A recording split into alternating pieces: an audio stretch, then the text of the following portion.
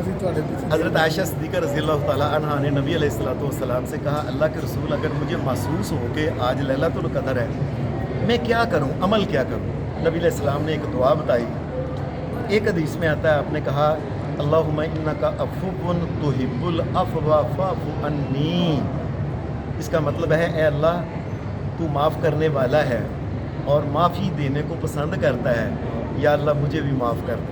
एक हदीस में फ़र्क है एक लफ्ज़ का, अल्लाहुम्मा इन्नका अफ़ुव्वुन करीमुन, या अल्लाह तू माफ़ करने वाला भी है और बड़ा सखी भी है तू, या अल्लाह तू बड़ा सखी भी है। तुहिब्बुल अफ़्वा फ़अफ़ु अन्नी, माफ़ करने को पसंद करता है, मुझे भी माफ़ कर दो। ये दुआ नबी अलैहिस्सलाम ने बताई है।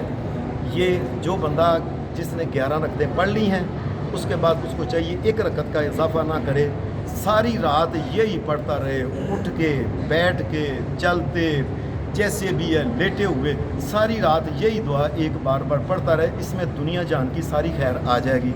वसल्लल्लाहु अलैहि नबी, अस्सलामु अलैकुम।